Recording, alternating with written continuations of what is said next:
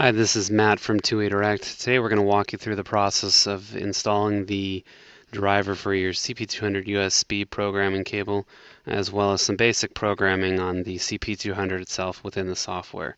So step one is you're going to go ahead and insert the driver disk into your PC.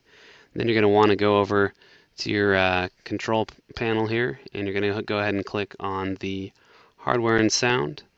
And you're going to click on the device manager at the top here. And go ahead and plug your USB cable in if you have not done so already. And then you're going to go under this column here for other devices. Go ahead and click this arrow. And then you're going to click on the USB serial controller. Go ahead and right click on that and update driver software. So we're going to browse for that software that's on that disk. So make sure we click this one down here. And we're going to go ahead and scroll down here to where our CD-ROM is, and we're going to go ahead and select the Prolific USB to Serial comport. So once you select that, click Next, and it's installed everything. So we're going to go ahead and close that out, and now we can see that it's changed and it's been assigned to COM3. So that's very important. So we can go ahead and close out of there, close everything up here. Now what you're going to want to do is open up your CP200 software. This is the shortcut that should have been installed on your desktop, so go ahead and double click that. And now from here we'll start by reading radio, so make sure that USB cable is still plugged in, and then remember that we looked up the COM port, so we need to look at that within the software here and make sure the settings are all lined up. So go ahead and click the second one over, which is Edit, and then go ahead and click on Preferences. And you can see the serial port, it's already selected that COM3 that we wanted, so that's good to go. Startup view, I recommend always leaving this on expert. It just allows you to see everything within the programming software, just so you have a good visual of everything. So go ahead and OK that.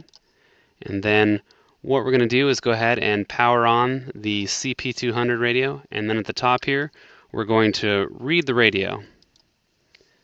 Now you should see this progress indicator here, and it's just pulling all the information off of your radio. Make sure you have a fully charged battery so you can get a full read off of the radio. And now we have a general breakdown of everything that's in the radio. So going down the line here, it's giving us the model number of the CP200. You can see it's a UHF 16 channel, the serial number, the firmware version, as well as the frequency information. Now, over on the left-hand side here, anything you click here is going to automatically be populated on the right-hand side here. So we'll just go down the line here and explain some basic settings. If you don't want anyone to have access to your radio via the programming software and cable, you can always put in a password, and they'll be prompted to enter that password when trying to read your radio. So if you want to control who has access, you can always put in a password here, but make sure you do remember that, or else you'll be locked out yourself.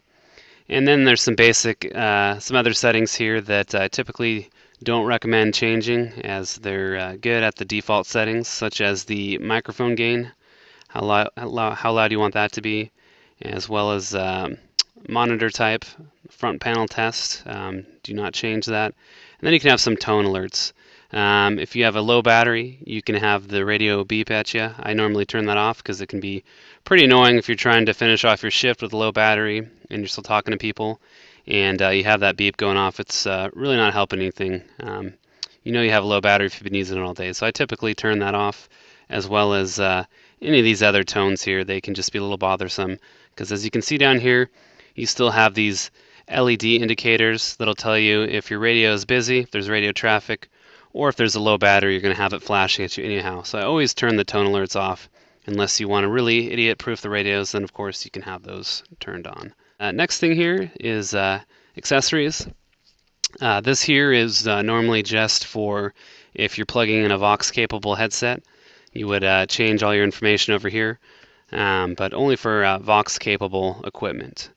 And next option here is for the two option buttons, as you can see here on the side of the radio, underneath the push-to-talk button on the side of the radio. And as you can see here, the long press duration, this is measured in milliseconds, and that's for the long press on side button 1 and the long press on side button too. So if you want to make sure that your employees have to hold the button down for a good few seconds, you can change the duration here by clicking the up or the down.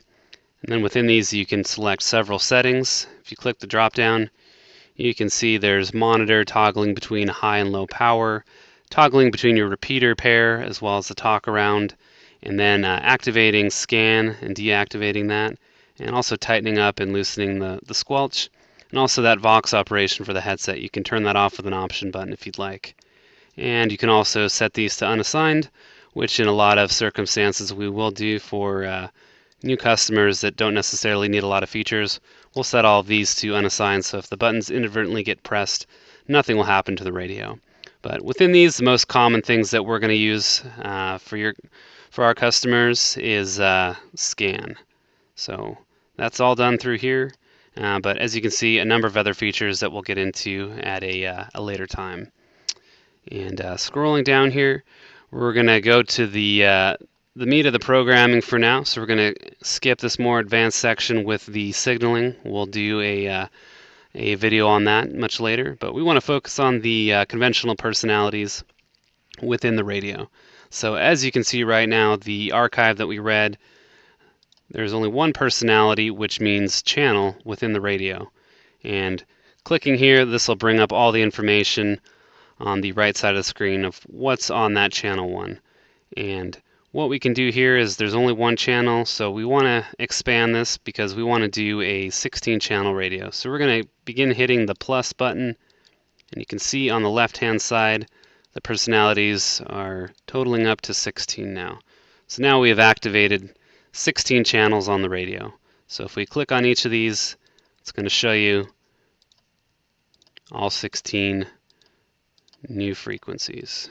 Now I'm going to go back to channel 1. So starting at the top here, channel bandwidth. Due to FCC regulations, everything has to be 12.5 kilohertz now, and it actually defaults to that. So definitely don't want to select 25 kilohertz anymore. We got to stick with the 12.5.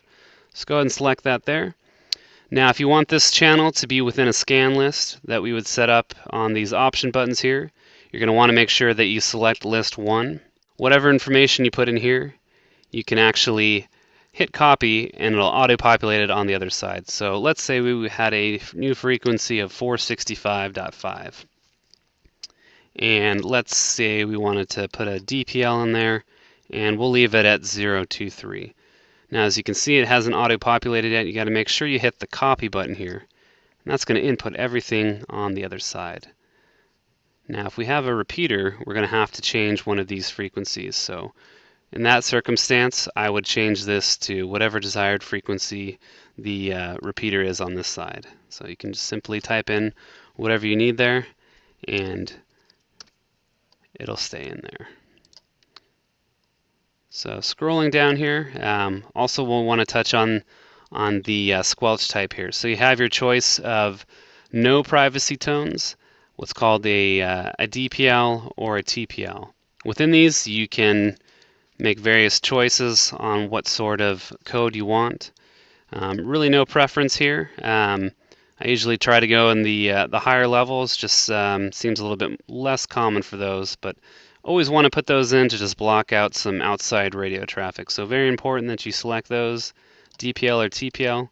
There's really not a huge advantage to selecting one over the other, so whatever you're more comfortable with, go ahead and select that. And always when you're done, make sure you copy so everything's matched up side by side. That's basic programming for now on the CP200. So I'm going to go ahead and click the right button and make sure your CP200 is powered on.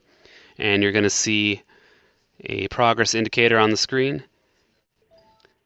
And everything was successful. Any additional radio that you want to copy to the same archive, we're going to want to hit the clone button instead.